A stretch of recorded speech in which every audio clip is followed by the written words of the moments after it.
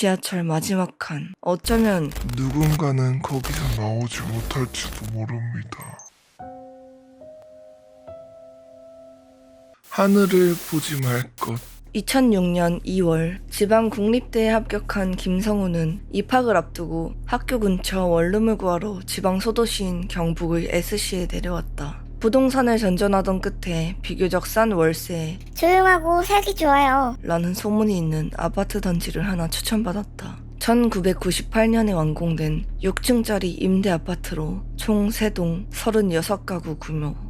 지어진 지 얼마 안 된 외관이었고 실제로 시설도 낡진 않았어. 하지만 이상하게 입주자는 드물었지. 계약하러 들어간 부동산 사무실 직원은 잠깐 머뭇거리며 말했어.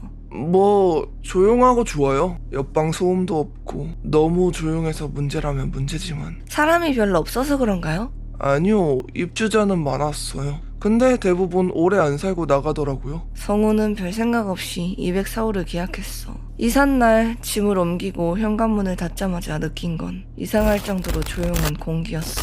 벽이 두꺼운 건지 이웃이 없는 건지 외부 소음이 전혀 없었고 심지어 창밖으로 보이는 건 옆동의 벽뿐이었어. 하늘도 제대로 보이지 않았지. 첫날 밤 성우는 불 꺼진 방 안에서 무언가가 계속 쳐다보는 듯한 느낌을 받았어. 하지만 어디에도 소리도 인기척도 없었어. 단지 천장이 약간 눅눅하다라는 생각만이 들었지. 시간이 조금 지난 새벽 무언가 떨어지는 소리에 천장을 바라보니 천장에 웬 입만 있고 눈동자가 없는 여인이 거꾸로 매달린 채 성우를 보고 있었어. 성우는 너무 놀라 아침이 밝자마자 경비실을 찾았고 급하게 새 집을 다시 구하기로 마음먹었어. 다행스럽게도 오래된 단칸방 하나를 구할 수 있었고 그 집을 빠르게 벗어났어. 과연 그 집에 계속 살았다면 무슨 일이 생겼을까? 과연 그 집은 새 주인을 구했을까? 구했다면 그 주인은 무슨 일을 겪고 있을까?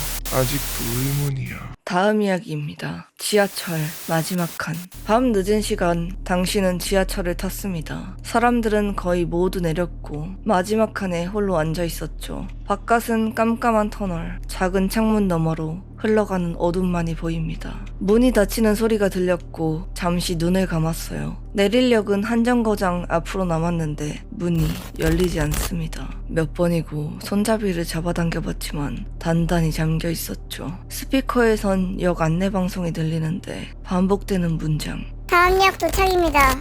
다음 역 도착입니다. 고개를 들어 주변에 보니 칸 안은 텅 비어 있었습니다. 그 누구도 없었죠. 정말 아무도. 갑자기 등 뒤에서 발자국 소리가 들렸어요. 느리고 묵직한 발걸음. 하지만 돌아봐도 아무것도 없었죠. 손끝이 얼어붙은 듯한 찬 기운이 느껴졌어요.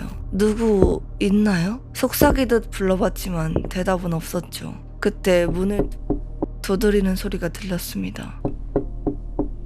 침묵이 다시 찾아왔고 칸 안 조명이 완전히 꺼졌어요. 어둠, 완전한 어둠. 캄캄한 칸에서 오직 나 자신만의 숨소리만 들렸죠. 그 순간 옆자리에 누군가 앉는 느낌이 들었습니다. 무언가 옆에 앉는 듯한 소리. 고개를 돌려보려 했지만 어둠 속에선 아무것도 보이지 않았어요. 그저 검은 그림자가 조용히 나를 바라보고 있었죠. 당신은 떨리는 손으로 휴대폰을 꺼내 불을 켰습니다. 하지만 아무것도 비치지 않았어요.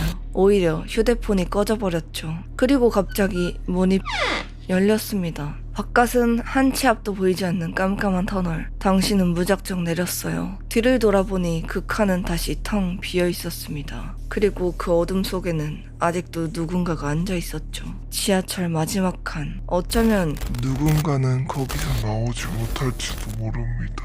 다음 이야기입니다. 제목 신의 로그아웃. 이름 없는 신당 하나가 철거됐다. 도시 재개발 구역의 한복판. 벽에 그려진 탱화는 부서졌고 목조 신장은 쓰레기처럼 밀려나 철거 차량에 실렸다. 그날 밤 철거장 인근의 한 가정집 CCTV에 기이한 장면이 찍혔다. 밤 3시 33분. 화면이 끊기더니 영상에 불이 꺼졌고 누군가가 스마트폰을 화면 가까이에 대고 있었다. 그 손에는 부적 문양이 새겨진 QR코드가 찍혀 있었다. 누군가는 그거를 데이터 백업이라고 불렀다. 유림은 3대째 내려온 무속 가문의 출신이다. 하지만 그는 신을 모시지 않았다. 오히려 IT 회사를 다니며 무속 기반 심리상담 앱을 운영하고 있었다. 그 앱의 이름은 도령. 기도를 쓰면 알고리즘 무당이 점괘를 뽑아주고 AI가 꿈 해몽을 해주는 서비스였다. 처음엔 농담처럼 시작했지만 사용자가 수만 명을 넘기고 실제로 기도가 실현되었다는 후기가 쏟아져 내렸다. 그런데 6개월 전부터 이상한 기도가 올라오기 시작했다. 신이 로그아웃 했습니다.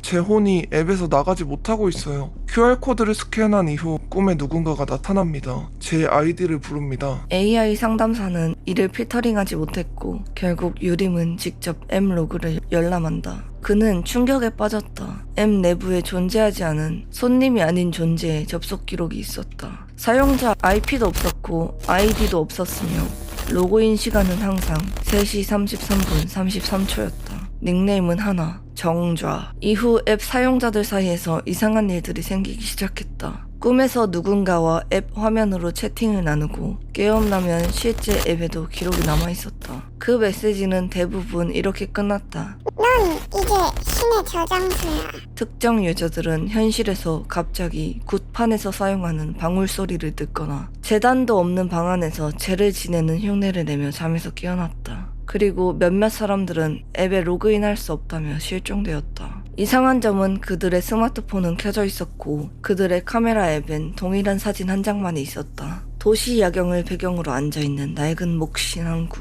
눈이 검게 번져 있었고 이목구비는 흐릿했지만 웃고 있었다. 그 사진의 메타데이터는 위치, 촬영기기, 시간 모두 널이었다. 결국 유림은 자신의 외삼촌인 구무당 은도를 찾아갔다. 은도는 앱을 열어보자마자 담배를 던지곤 말했다. 이건 신이 아니야. 네가 만든 데이터 재단에 버려진 신들이 깃든 거다. 폐기된 재단, 타달만 부적, 묻혀있는 신상. 기억은 못하지만 시스템은 받아들였다. 그 신들은 지금 디지털 신학을 먹고 살아. 은도는 마지막으로 경고했다. 정자는 앉아있는 귀신이다. 재단에 앉아 기다리는 자. 누군가 절하고 이름을 부르면 깨어난다. 너 앱에 정자님께 기도합니다. 한 놈 있었지? 유림은 고개를 끄덕였다. 그 유저는 일주일 전부터 꿈에 앉아있는 남자를 봤다고 했다. 그리고 3일 전 사라졌다. 마지막으로 남긴 로그는 이랬다. 정자님, 저를 받아주세요. 절하겠습니다. 그 순간부터 앱은 다운됐고 유림의 개인 계정이 자동으로 접속됐다. 밤이 되면 폰이 혼자 켜졌고 카메라가 유림을 바라보았다. 거울도 TV에도 꺼진 화면에도 앉은 남자가 보이기 시작했다. 유림은 앱 서버를 통째로 삭제했다. QR코드를 폐기하고 DNS도 끊었다. 그날 이후 다시는 이상한 메시지가 없었다. 다만 지금도 그는 절대 밤 3시 30분엔 아니 밤 3시 33분엔 스마트폰을 켜지 않는다. 왜냐하면 그 시간이 되면 꼭 알림 하나가 떴기 때문이다. 도령, 새로운 기도가 도착했습니다. 정자님, 아직도 여기 계세요?